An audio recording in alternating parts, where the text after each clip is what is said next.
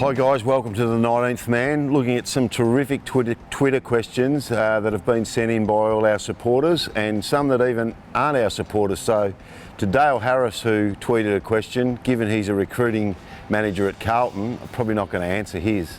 So we'll move on from that one. Eddie White asks, is there one player that plays for another club that you wished you drafted? Well, I wasn't actually working at the Crows when Joel Selwood was drafted, but I did coach him in the AOS Academy, and he was an outstanding leader, as good as I've ever seen. So he's one that perhaps we wish we would have been able to draft, even though he had a suspect knee at the time, just proven to have turned out pretty well. Joel Selwood's one I'm sure we all would have loved to have drafted. He would be the best young leader that I've ever seen in footy. Nicholas Boyce asks, am I gutted that I don't get to read the names out on draft night? No, not at all, Nick. The new system the AFL have put in place, it's all online and on computer, and my able colleague Scott Aquilina will be the man pressing the buttons.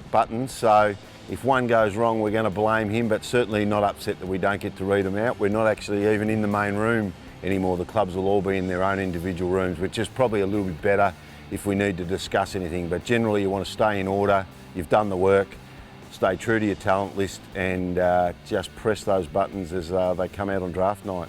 Corey Wade asks, how far out do we look at potential draftees? Well, given future trading is in now, it's become more paramount that we really look at the 17-year-olds. So we've got some people tasked within our organisation that focus on the 17-year-olds out a year before their draft year. Generally, at the under-15 schoolboys or the under-16 nationals is when we start, but we still get plenty of letters and emails from supporters saying, I've got a 12-year-old son, or there's a kid playing at Henley Sharks who looks like a star. So we do listen and take on board all information that comes in from the 19th Man. Daniel Hood asks, how many different situations do you plan for? Well, Dan, it's a great question because, again, given we have a new computerised draft system on draft night, we have been trialling scenarios, what ifs, trying to bust the AFL's technology so it doesn't bust on draft night.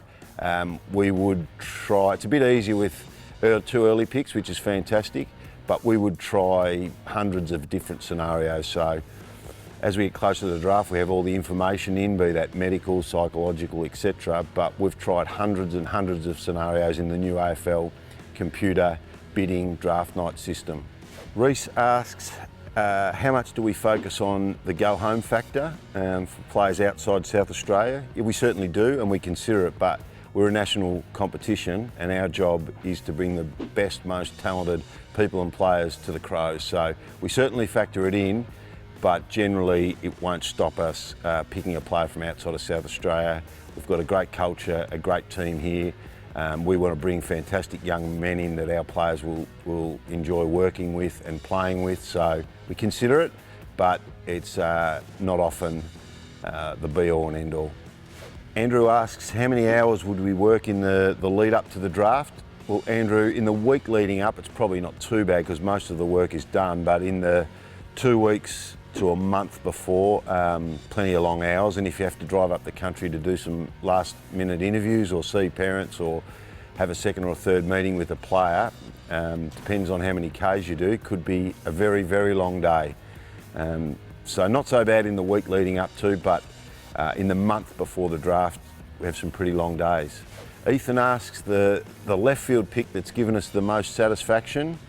Well, Ethan, probably Jake Kelly in a way recently, because he was sort of actually tied to Collingwood and lots of people probably wouldn't have expected us to pick Jake, but given his attitude, professionalism and his competitiveness, which are all really important things, that's one to watch Jake play last year and do so well. That's one that gives us great satisfaction as a pretty late rookie pick.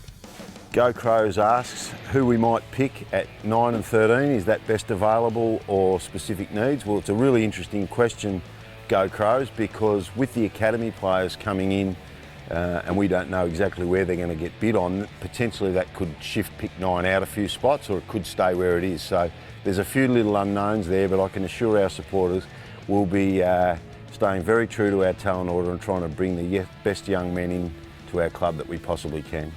To the 19th Man, all our supporters out there, thanks for the fantastic Twitter questions. We'll see you on draft night. we'll be doing our best to bring two ripping talents into the Crows. Thanks.